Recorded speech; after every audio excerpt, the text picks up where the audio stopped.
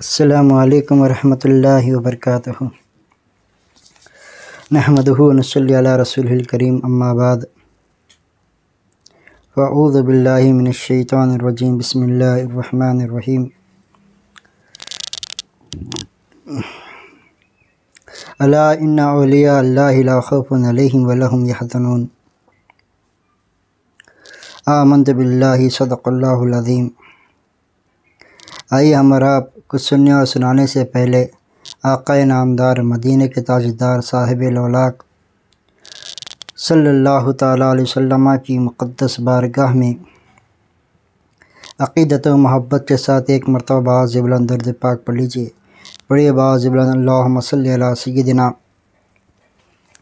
شفیعنا حبیبنا مولانا محمد بارک وسلم، صلی علیہ صلاۃ و سلام علیک یا حبیبی یا رسول اللہ صلی اللہ تعالیٰ علیہ وسلم۔ مرحوم محمد عمر بن عبدالعزیز 17 چائے کے نام سے مشہور تھے۔ ساگر کے رہنے والے عرض کرتے ہیں، میں ساگر میں گورنمنٹ آفس میں پیون کا کام پر تھا۔ میری 2 زوجہ ہیں، یعنی ان کی 2 بیویاں تھیں۔ مجھے علم نہیں کب مجھ پر جن حاوی ہوا، ہر وقت بیمار رہنے لگا۔ عالموں، عاملوں اور ڈاکٹروں، حکیموں سے علاج کروایا، مگر افاقہ کی بجائے اضافہ ہوتا تھا۔ دن بدن کمزوری بڑھتی ہی گئی۔ اسی حالت میں ڈیوٹی انجام دیتا رہا۔ ایک روز میرے ہمدرد اور رفیق نے اطلاع دی کہ شموگا میں جناب عبدالستار خان آفریدی وکیل صاحب کے دولت خانے پر ایک بزرگ کا خیام ہے۔ انشاءاللہ تمہارا علاج آپ کے ہاتھوں ہو جائے گا۔ انہوں نے پورا پتہ نہ دیا تھا۔ شموگا میں دریافت کرتے کرتے ان کے دولت خانے پر پہنچ گیا۔ اس وقت ان کے مکان میں مہمان کھانا کھا رہے تھے۔ انہوں نے مجھے فراخ دلی سے گھر میں بلایا اور دسترخوان پر بٹھایا۔ مولا کو منظور تھا، میں نے حضور کے بالکل قریب ہی بیٹھ گیا۔ حضور اپنے ہاتھوں سے اپنے برتن میں کا کھانا مجھے کھلانے لگے۔ اس کے بعد کیا ہوا مجھے معلوم نہیں۔ وہاں پر جو مہمان حاضر تھے ان کی زبانی بعد میں سنا کہ حضور جس طرح مجھے کھلاتے رہے، کھاتا رہا، بس نہ کہا، اتنا کھایا ہوں کہ وہ تعجب کر رہے تھے۔ بعد میں نے چائے کی خواہش ظاہر کی۔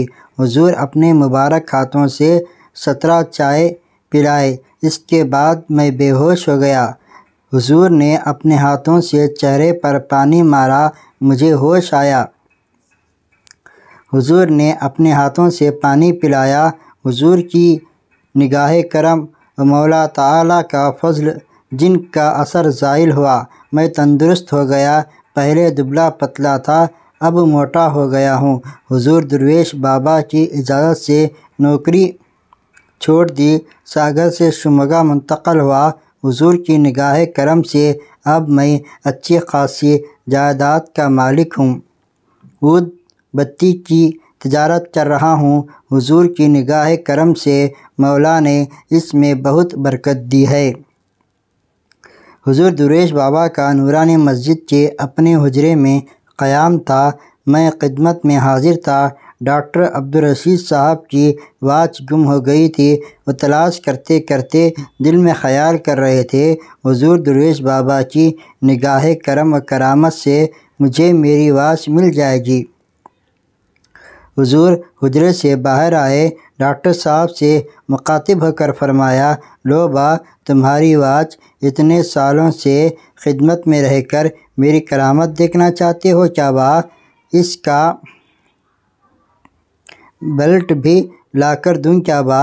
آپ نے فرمایا، ڈاکٹر صاحب بڑی ہی شرمندگی سے سر جھکائے کھڑے رہے۔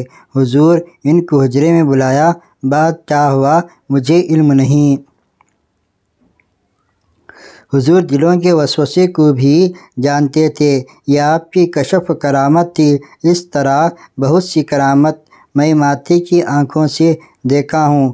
آپ کی ممانعت وہ اظہار نہ کرنے کی تاکید سے زبان خاموش ہے۔ 1975 کا واقعہ ہے۔ میرے راقم الحروف دوست جناب مرحوم بخشی صاحب داونگیرے میں ملازم کرتے تھے۔ میں چک منگلور میں ڈیوٹی پر تھا۔ پولیس سپرنٹنڈنٹ کے آفس سے ان کو کسی کیس میں گواہی دینے بلایا تھا۔ انہوں نے میرے مکان میں قیام کیا تھا۔ ان کی زبانی سنا کہ داونگیرے میں حضور کے متعلق سننے کے بعد وہ کسی کام سے شموگا گئے ہوئے تھے۔ حضور سے ملنے کے بعد نماز ظہر حضور سب سے ملتے تھے، ان سے بھی ملے، داونگیرے واپس آ گئے۔